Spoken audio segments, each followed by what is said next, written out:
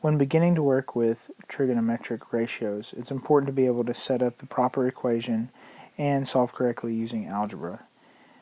I suggest to always start with identifying the angle that you're working with and then proceeding to identify the sides in relation to that angle. Let's look at number 29 here. SOHCAHTOA is a nice little acronym that you can use to determine your necessary trigonometric ratio.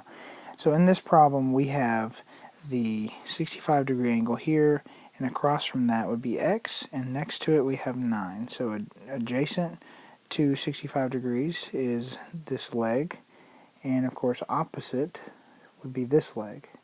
So knowing that we have the opposite leg and the adjacent leg, that means that we can use the tangent ratio. So that's going to be TOA. So that looks like tangent of 65 degrees, tangent of my angle, will equal the opposite leg over the adjacent leg. So once I have it set up like so, then I can solve for my missing value. I'm missing x, so I'm going to multiply by 9 on both sides, and that'll leave me 9 times the tangent of 65 degrees. And so I've got that x equals 19.30056, and it continues on indefinitely. And we're rounding to the nearest tenth, so that would give me a value of approximately 19.3. On number 30, I have 42 degrees here, so I'm going to use this as my reference angle. Across from that would be 2, so that's going to be my opposite side. And then this side is adjacent to 42, but it is my hypotenuse. Therefore, with the opposite side and the hypotenuse, I'm going to be using the sine ratio. Sine of 42 degrees will equal the opposite leg over my hypotenuse, and I have a value of x in the denominator. I need to have that in my numerator, so I'm going to multiply by x on both sides. Multiply by x, so now I have x times sine of 42 degrees equals 2. And I'm going to try and get x by itself. I'm going to divide by this sine of 42 degrees.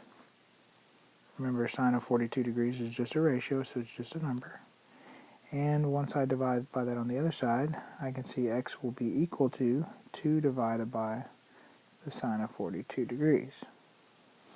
So I've got that the value of x is approximately 2.98895. And if I'm rounding to the nearest hundredth, that would be the second decimal place. So my answer value is going to be 2.99. So you can see how important it is to be able to identify the correct trigonometric ratio. With sine, you have opposite over hypotenuse. Cosine, you have adjacent over hypotenuse. And tangent, you have opposite over adjacent. So starting with your angle, you have 39 degrees here. How are the sides in relationship to the 39-degree angle? Do I have the opposite side? No. Do I have the adjacent side? Yes. That's the one I'm looking for. Do I have the hypotenuse? Yes. So with the adjacent leg and the hypotenuse, I will need the cosine ratio to be able to solve for the missing side. So the cosine of 39 degrees will equal the adjacent leg, x, over the hypotenuse, 26.